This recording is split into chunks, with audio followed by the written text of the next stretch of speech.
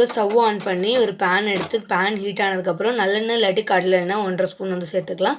இப்போ நல்லெண்ணெய் சேர்த்ததுக்கப்புறம் ஸ்டவ் சிம்மில் வச்சுட்டு கடுகு சேர்த்துக்கோங்க.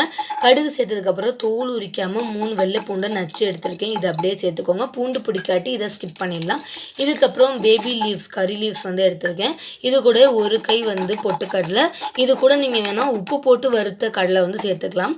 இதுக்கப்புறம் வந்து ஸ்டவ் ஆஃப் பண்ணிடுங்க. எல்லா ப்ராசஸுமே சிம்மில் தான் பண்ணணும். அதுக்கப்புறம் ஸ்டவ் ஆஃப் பண்ணிட்டு 1/2 ஸ்பூன் மிளகாத்தூள், 1/2 ஸ்பூன் உப்பு, 1/2 ஸ்பூன் மஞ்சத்தூள், கொஞ்சமாக பெருங்காயத்தூள் போட்டு பொரியை ஆட் பண்ணி நல்லா கிளறி விட்டு அந்த மசாலா எல்லாமே மிக்ஸ் ஆனதுக்கப்புறம் ஒரு பவுலில் ட்ரான்ஸ்ஃபர் பண்ணி ஆறுனதுக்கப்புறம் ஏர்டைட் கண்டெய்னரில் போட்டு நீங்கள் சாப்பிடலாம். டேஸ்ட் வைஸ் செம்மையாக இருக்கும். மறக்காமல் ட்ரை பண்ணுங்கள். தேங்க்ஸ் ஃபார் வாட்சிங். Stay tune for more video.